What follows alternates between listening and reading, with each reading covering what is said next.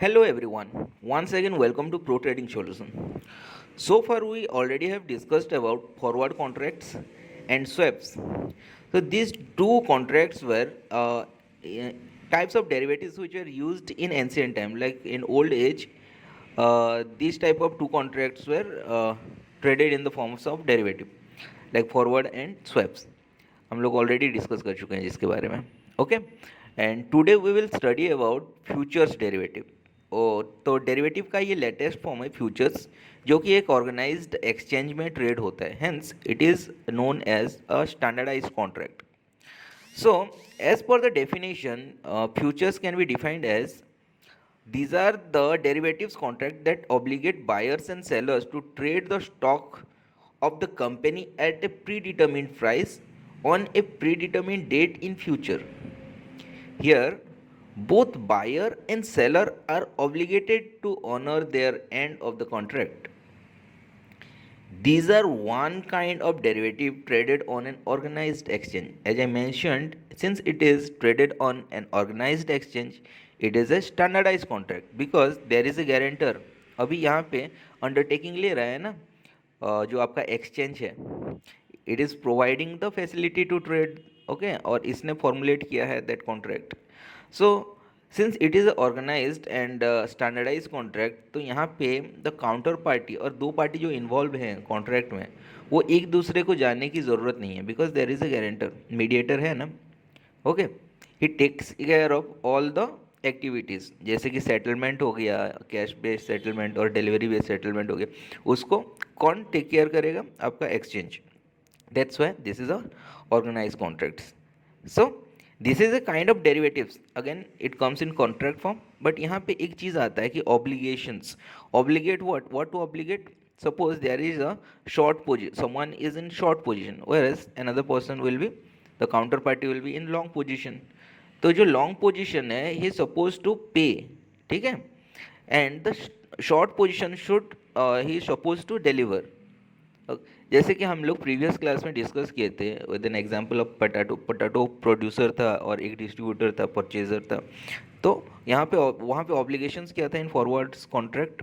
वो the producer suppose to deliver the product like potato, उसको deliver करना था विद इन और on the date mention in the contract, that is called maturity date. And the purchaser और distributor जो होता है ना, he needs to pay against the whatever the receiving. तो यहाँ पे भी ऐसा है कि कोई कॉन्ट्रैक्ट है, वहाँ पे हम लोग दो पार्टी इन्वॉल्व हो रहे हैं. So both party are obligate here to honour that contract. है ना? हो गया? ठीक है. तो this is a standardized contract, hence it is a standardized contract. Further, there is an illustration. Let's go through it. Okay, so a future contract is an agreement between two parties, a buyer and seller, wherein the former agrees to purchase the latter a fixed number of shares or an index at a specific time in the future for a predetermined price. So as I said कि दो parties involve होते हैं यहाँ पे, and they क्या होते हैं, agree करते हैं कि फ्यूचर में परचेज करने के लिए what that pre determined price में जो कॉन्ट्रैक्ट में एंटर कर रहे हैं. तो वहाँ पे कॉन्ट्रैक्ट का क्या मेंशन है ना, कॉन्ट्रैक्ट प्राइस. तो उस प्राइस में समवन कह रहा है कि I will deliver that stocks, index और अदर प्रोडक्ट्स लाइक कमोडिटी और currency to the other party जो कि short position, sorry long position में जो कॉन्ट्रैक्ट को बाय कर रहा है. Okay, so this is about the contract. Secondly, these details are agreed upon the transaction takes place. As futures contracts are standardized in terms of expiry dates and contract sizes. They can be freely traded on an exchange. ठीक है, that means this is a standardized contract and there is a platform basically known as exchange. This provides or this fix what the future contracts dates. वो expiry date जो है वो कौन fix करता है? यहाँ पे एक्सचेंज फिक्स करता है. Then again the contract size, वो साइज़ क्या होने वाला है, like quantity. Okay, generally lot size में आते हैं यहाँ पे. Will discuss it about it in next slide में. तो वो एक्सचेंज ही डिसाइड करता है, and it is the mediator और गारंटर, वो अंडरटेकिंग कर रहा है वहाँ पे। Next thing is a buyer may not know the identity of the seller and vice versa, जैसे कि एज आई सेड कि since it is a standardize contract, तो वो दोनों पार्टी एक दूसरे को जानने की ज़रूरत नहीं है। Further every contract is guaranteed and honoured by the stock exchange, और मोर precisely the clearing houses or the clearing corporations of the stock exchange, which is an agency designated to settle trades of investors on the stock exchanges, ठीक है, because it has a platform, ठीक है, बिल्कुल एक framework है जहाँ पे बहुत सारे ऑर्गेनाइजेशंस इन्वॉल्व है इस तरह का एक्टिविटी में, like clearing houses, as already we have studied about that, NSCCL ICCL होते हैं ना क्लियरिंग के लिए। सो वो लोग ही उसको क्या कर रहे हैं, सुपरवाइज कर रहे हैं। तो दो पार्टी जो इन्वॉल्व हो रहे हैं एक दूसरे को जानने की ज़रूरत नहीं, because there is a framework, ठीक है, एक प्रॉपर डेडिकेटेड फ्रेमवर्क है, उस प्रोसेस में चलना है वहाँ पे, दोनों क्या है, ऑब्लिगेटेड है यहाँ पे to honour that contract. Next thing about the future is that future contracts are available on different kinds of assets like stocks, indices, commodities, currency pairs, and so on. Okay. So पहले previously futures contract किस में trade होते थे, generally agricultural products और other import export things और currencies में trade होते हैं, मतलब करेंसी रेट्स में ट्रेड होते थे। बट यहाँ पे अंडरलाइन एसेट्स जो है, these are stocks, indices, commodities and currency pairs. Okay, ये सब चीज़ में यहाँ पे ट्रेड होते हैं। यार we will look at the two most common futures contract like stock futures and index futures. यहाँ पे जो सबसे ज़्यादा ट्रेड होते हैं that is the stock futures and indices futures. Okay, one more thing guys, जैसे कि हम लोग सेकेंड क्लास में द सेगमेंट्स पढ़े थे ना, वहाँ पे मैंने बताया था कि there are two segments generally in stock market, like cash segment and derivative segment. So derivative segment से बताया था कि derivatives are traded in an exchange called what, NSE। तो BSE में नहीं होता है, NSE में ट्रेड होता है। तो NSE में जो ट्रेड होता है तो उसका इंडेक्स भी ट्रेड होता है यहाँ पे, like you can trade the Nifty, NSE का इंडेक्स है निफ्टी, निफ्टी को भी ट्रेड कर सकते हैं। तो here it is mention again कि स्टॉक्स में भी होता है, इंडिसेस में भी होता है, देन कमोडिटीज़ में भी होते हैं, एंड करेंसी भी। सो करेंसी का जो भी ट्रेड होता है वो फ्यूचर्स फॉर्म में होते हैं।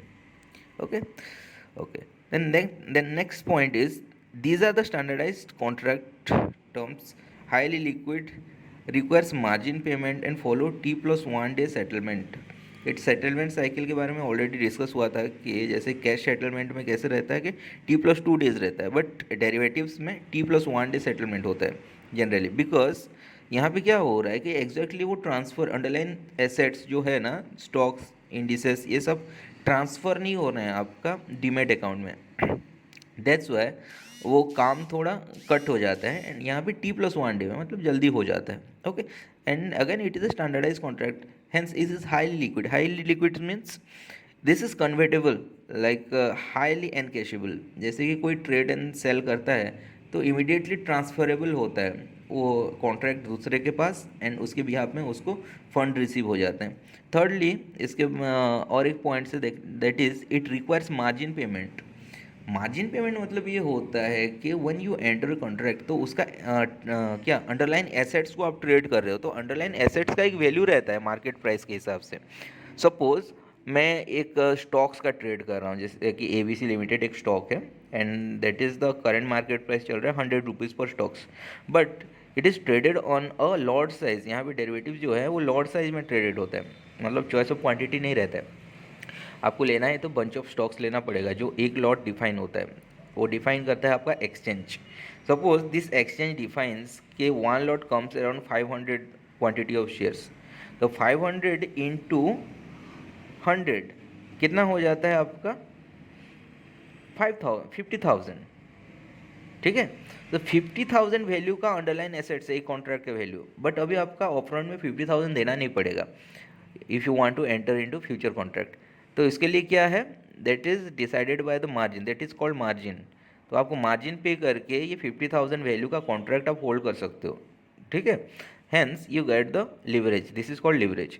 अभी आपको कितना मार्जिन रिक्वायर्ड है तो वो भी एक्सचेंज डिसाइड करता है। For an example, if you require to pay 5% margin और 10% मार्जिन, तो 10% कितना हो जाता है आपका 50,000 का 10%, 5,000 पे करके 50,000 वैल्यू का आप कॉन्ट्रैक्ट होल्ड कर रहे हो.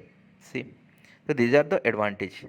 Hence this is called what, margin payment. Margin concept अभी समझ में आ गया. हमें टोटल ऑन अ होल पे नहीं करना है, कुछ पार्ट पे करना है, कुछ परसेंटेज पे करना है. That is called margin and it brings leverage in this section. So leverage subjected to risk as well as reward in that ratio. Okay, we'll discuss about that in further.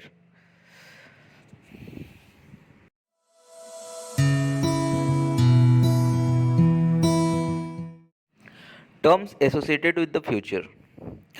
So future contract के साथ कुछ terms associated हैं, like these are few segments और these are the parts of the futures. तो let's discuss about it. The first term is contract. So as per the definition of derivatives generally contract form में trade होता है and it derives its value from an underlying assets. ठीक है, उसका future reference में like probability of increase और decrease उसके हिसाब से उसका फ्यूचर प्राइस को एक क्या करते हैं, डेराइव वैल्यू निकालते हैं. सपोज वो एक अंडरलाइन एसेट्स 100 रुपीज़ में चल रहा है एंड वो ग्रो होने का चांसेस है, लाइक इट में there is likely to grow up to 150. तो अभी एक कॉन्ट्रैक्ट में बनाऊंगा फ्यूचर्स ग्रोथ के लिए कि 105 में एक कॉन्ट्रैक्ट बना रहता हूँ. ठीक है, तो 100 रुपीज़ चल रहा है, उसके रेफरेंस में वो ग्रोथ चांसेस और प्रोबेबिलिटी को लेके कंसीडर करके मैंने 105 फिक्स किया एक कॉन्ट्रैक्ट को. अभी कॉन्ट्रैक्ट ट्रेड होगा, अंडरलाइन एसेट्स ट्रेड नहीं होगा. Hence the contract comes here in the picture. ये कॉन्ट्रैक्ट क्या होता है कि एज पर द डेफिनेशन यहाँ पे मेंशन किया गया है कि future contracts are there are 3 types as per the time factor. ये जो कॉन्ट्रैक्ट बन रहा है ना, as per the time factor 3 तरह के होते हैं. The future contract for 1 month validity is called near month future contracts. ठीक है, then the 2 months validity is called mid month future contracts, whereas 3 months validity is called far month future contract. Okay, so these are the 3 types of futures contract available in the market in derivative segment. Next, next term is validity or expiry. So since it is a contract, so every contract has a validity. Actually life long नहीं होता, मैंने पहले भी mention किया था आपको, कोई भी contract as for the law वो लाइफ टाइम नहीं होता. So every contract comes with a validity, maturity होता है उसका. तो यहाँ पे भी होता है फ्यूचर कॉन्ट्रैक्ट का maturity and it expires the last Thursday of every month. ठीक है, लास्ट थर्सडे को वो एक्सपायरी हो जाता है, उसका वैलिडिटी लास्ट थर्सडे तक होता है. सपोज मैं नियर मंथ का कॉन्ट्रैक्ट करता हूँ तो इसी महीने का whatever the month is going on, suppose this is March चल रहा है यहाँ भी, तो मार्च के last Thursday which comes around आपका 29 मार्च में होता है. तो 29 मार्च में आपका ये एक्सपायर हो जाएगा ये कॉन्ट्रैक्ट जो मैं होल्ड कर रहा हूँ. तो with in that time period मुझे इसको ट्रेड करना है.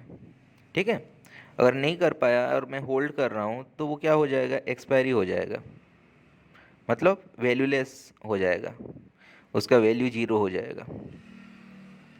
ठीक है, तो there are conditions like last Thursday अगर आपका नेशनल हॉलीडे हो, उस दिन मार्केट बंद हो, तो उसका जस्ट प्रीवियस डे 1 डे पहले वो एक्सपायरी हो जाता है, वेडनेसडे के वो एक्सपायरी हो जाएगा.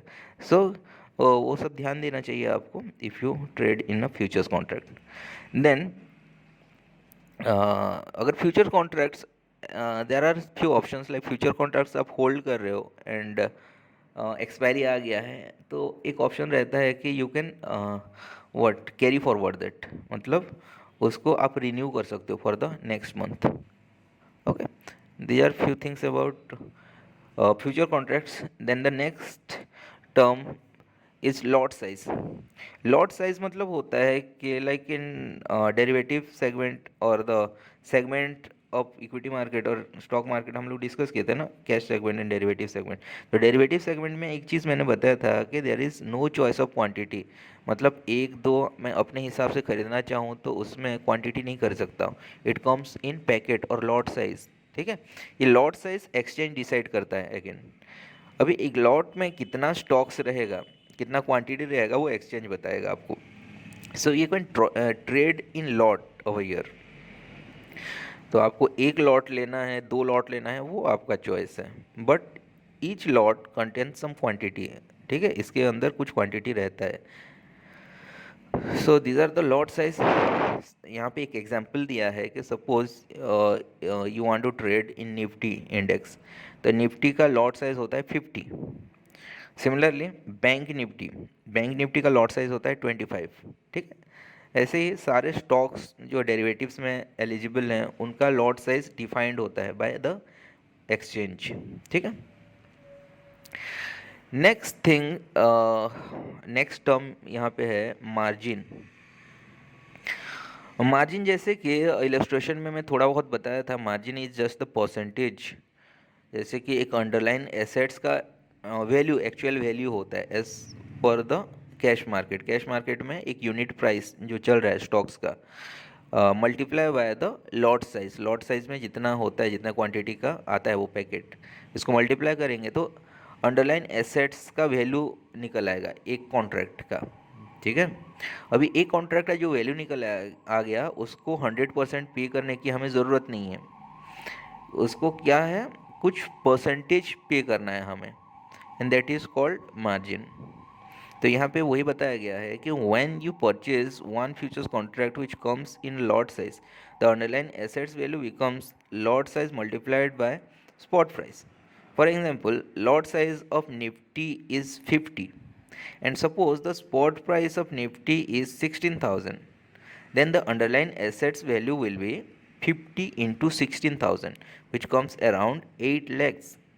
ठीक है, so if you want to purchase a futures contract then you need to pay the full underlying value, ऐसा कुछ नहीं है। ठीक है, what, अगर ऐसा कुछ नहीं है तो then what else? So this is the margin. You need to pay the margin amount for the contract which is called derived value of the contract. So future contracts में क्या हो रहा है कि आपको फुल अमाउंट पे करने की ज़रूरत नहीं है, आपको क्या करना है एक टोकन मनी और मार्जिन देना है। तो margin is the percentage of that underline assets value. Again the margin is decided by the exchange. ठीक है, कौन सा स्टॉक्स और कौन सा इंडेक्स का कितना मार्जिन पे करना है वो आपका एक्सचेंज बताता है। ठीक है, for an example, if the margin required for the Nifty contract is 10%, then you need to pay just 80,000 for the Nifty futures contract. अभी आपका निफ्टी का value, underline assets value total हो जाता है 80,000 और 8 लैक्स। तो 8 लैक्स का 10% अगर डिसाइडेड है बाय द एक्सचेंज तो आपको 80,000 दे के यू कैन अवेल द और hold the contract of Nifty 50. Okay, then there is next thing comes here in the picture like M2M or MTM. So MTM stands for mark to margin और कोई कोई उसको mark to market भी बोलता है। So let's discuss what is MTM. Futures contracts are generally used as hedging instrument against the holding of any securities. ठीक है, in fact any derivatives that comes with the concept of hedging, जो originally derivatives बना था ना वो hedging concept को लेके adopt करके ही बना था। ठीक है, so derivatives generally used in bigger picture में क्या हो रहा है कि डेरिवेटिव्स को हम लोग हेजिंग इंस्ट्रूमेंट की तरह ही यूज़ कर रहे हैं। However futures can be traded directly as well. अभी आप लोग हेजिंग ना करके हम लोग डायरेक्टली भी ट्रेड कर सकते हैं। ये बड़े बड़े ट्रेडर्स जो होते हैं ना, बड़े बड़े इन्वेस्टर्स जैसे एफपीओ एफआईआईज, वो सब क्या करते हैं कि उनका बड़ा पोर्टफोलियो रहता है ना, तो उसको प्रोटेक्ट करने के लिए उसको ऑफसेट पोजीशंस क्रिएट करते हैं in forms of future contracts. But हम लोग being a small trader, retail investor, वो क्या करेंगे कि डायरेक्टली फ्यूचर्स को ट्रेड कर सकते हैं। ठीक है, here the exchange hold the securities on behalf of the trader against each future contracts. At the time of square off of the contract, exchange evaluate the current value of the securities and settle in cash to both buyer and seller. तो यहाँ पे क्या कर रहा है कि हम लोग डायरेक्टली कॉन्ट्रैक्ट को ट्रेड कर सकते हैं। अभी हम लोगों को वो होल्ड करने, अंडरलाइन सिक्योरिटी होल्ड करने की ज़रूरत नहीं है। ठीक है, अब मैं अभी यहाँ पे क्या है, since it is standardize contract, who provides the platform? It is the exchange, right? क्योंकि एक्सचेंज यहाँ इसमें फॉर्मुलेट कर रहा है, वो फ्रेमवर्क एक्सचेंज बना रहा है कि वो सिस्टम कैसे होना है आपका डेरिवेटिव का। सो देर इज़ ए फैसिलिटी, अगर आप डायरेक्टली ट्रेड कर रहे हो खाली कॉन्ट्रैक्ट को, सो डोंट वरी, आप कर सकते हो। आपके बिहाफ में एक्सचेंज क्या कर रहा है कि वो होल्ड कर रहा है that securities. Okay, so he is entitled और he is responsible to deliver that security to the long position. जो आपका काउंटर पार्टी है ना, वो खरीद रहा है आपका कॉन्ट्रैक्ट को, तो उसको डिलीवर करना उसका काम है एक्सचेंज का, आपका नहीं है। Got it? ओके, सो क्या करता है कि exchange evaluates the current value of the securities, वो सिक्योरिटीज़ का करंट वैल्यू इवेल्युएट करता है at the time of expiry, और वो डिलीवर करता है। ठीक है, एंड यहाँ पे सेटल होता है कैश में। The settlement is on daily basis. Okay, यहाँ पे सेटलमेंट क्या हो रहा है, डेली बेसिस में हो रहा है कि जो भी अंडरलाइन प्राइस जो है ना एसेट्स का, जैसे कि वो फ्लक्चुएट्स हो रहा है, और एवरीडे क्या हो रहा है कि वो वेरिएबल्स मतलब ऊपर नीचे हो रहा है, तो उसके हिसाब से ये डेली बेसिस में सेटल्ड हो रहा है। सो क्या हो रहा है कि यहाँ पे एक ऑब्लिगेशन आता है कि so if someone holds the contract for longer period, then he और she needs to maintain the contract value intact. मतलब कि suppose someone enter that Nifty, Nifty का एक कॉन्ट्रैक्ट एंटर किए हैं when the market was, spot price was 16,000। ठीक है, अभी ये क्लोज देता है आपका 15,950, मतलब दैट डेफिसिट 50 पॉइंट्स आपको क्या करना है, आपको इंटैक्ट रखना है, तो आपको पे करना पड़ेगा एक्सचेंज को, and that is called mark to margin. Whatever the deviation in underline assets value at the end of the day, the trader need to pay the exchange. जैसे मैंने बताया कि आपको पे करना है, the mechanism is called mark to margin. So it must be something complicated लग रहा होगा, but here is an example for better explanation. There is a person A who bought one future contracts of ACC cement. ठीक है, ACC cement का एक future contracts वो खरीदता है। ACC cement comes with lot size of 250, so as per decided by the exchange इसका lot size है 250। If the spot price of ACC is 2241, then the underlying assets value of one lot will be, how to calculate? Just multiplying the spot price with the contract size, which is 250 into 2241. So as per the calculation ये आ जाता है आपका around 5,60,250. If the margin required is again decided by the exchange, suppose it is 20.25%, then the total margin required to pay for one lot contract will be, कितना हो जाएगा, calculate if we calculate like 20.25% of 5,60,250, उसका आ जाएगा approx 1,11,727। ठीक है, सो अगर आपको ये फ्यूचर कॉन्ट्रैक्ट्स खरीदना है और ट्रेड करना है, तो यू नीड टू पे 1,11,727 आपके अकाउंट्स में होना ज़रूरी है, then only you will be eligible to buy one future contracts of ACC cement. If at the end of the day the spot price changes to 2,221, जब आपने एंटर किया था तब कितना था 2,241, अभी कितना हो गया 2,221, then the trader needs to pay the deficit or shortfall amount, which is, कितना shortfall amount है 20 रुपीज़ का shortfall amount है नहीं, क्योंकि आपने एंटर किया था 2241 में एंड अभी है 2221, सो शॉर्टफॉल इज 20 रुपीज़। तो आपको कितना पे करना है कि lot size into that shortfall 250 into 20, तो 5,000 आपको पे करना है एक्सचेंज को, and this is called M2M। So 5,000 towards M2M you need to पे।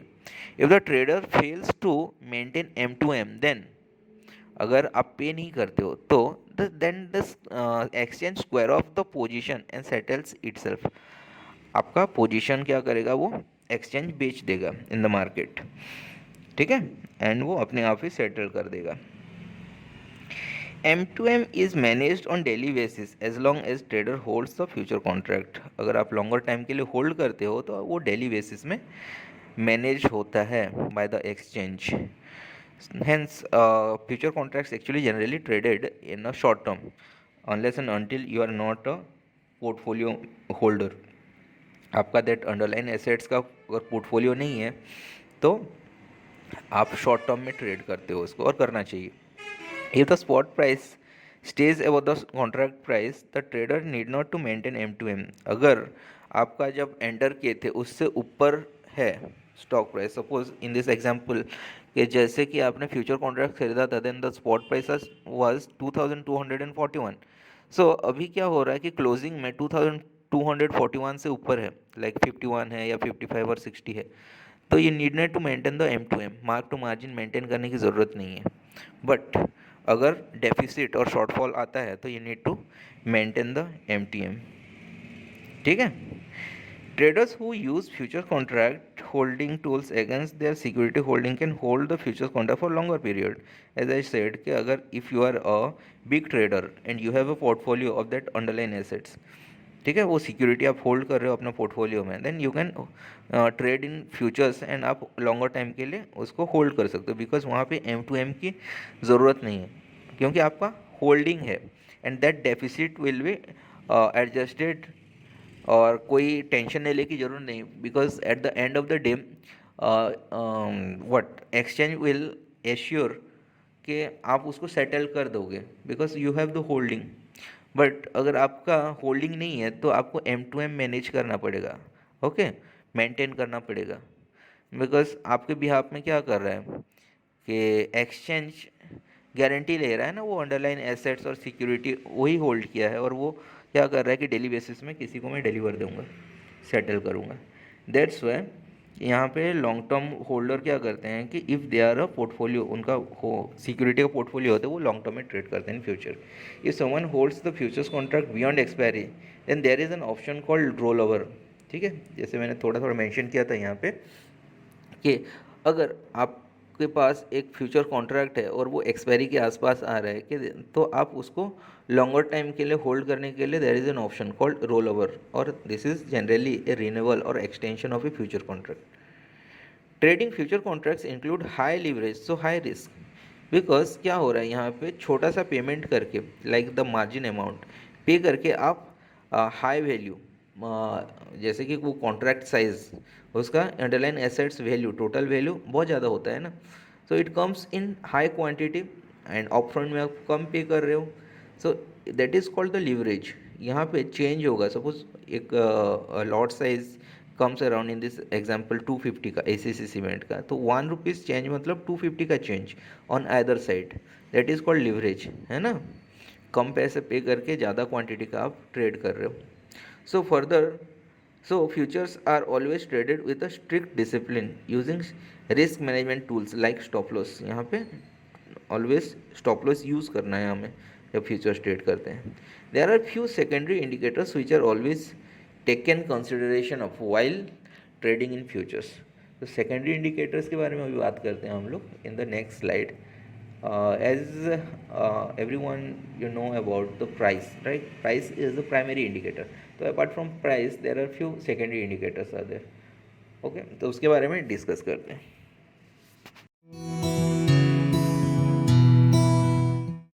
So as I mentioned, price is the first or primary indicator. Okay, whenever हम लोग stocks में और इंडिसेस में ट्रेड करते हैं तो we always refer to the price, price कैसे बिहेव कर रहा है, हेंस तो price is the first indicator और the primary indicator. But price के अलावा there are few indicators which are known as secondary indicators. तो उसमें the first in the first place जो इंडिकेटर आता है उसको बोलते हैं हम लोग volume. Okay, volume is the first secondary indicator. So, what is the volume? Let's understand this. For stocks, volume is measured in the number of shares traded. Okay. So यहाँ पे क्या हो रहा है कि जितना नंबर्स और क्वांटिटी का शेयर्स हम लोग ट्रेड कर रहे हैं उसको वॉल्यूम बोल रहे हैं। One second, just notice this point, traded मतलब जो ट्रेड हो रहा है, नॉट व्हाट कि बीड एंड आस्क जो हो रहा है ना, मतलब बोली लग रहा है वो नहीं, वो ट्रेड हो रहा है, एग्जीक्यूट हो रहा है। For futures and options volume is based on how many contracts have changed hands, मतलब कितना कॉन्ट्रैक्ट्स चेंज हो रहा है, एक्सचेंज हो रहा है, मतलब एक जगह से दूसरे जगह, वहाँ एक पार्टी से दूसरे पार्टी कितने कॉन्ट्रैक्ट्स चेंज हो रहे हैं, दैट इज़ द वॉल्यूम.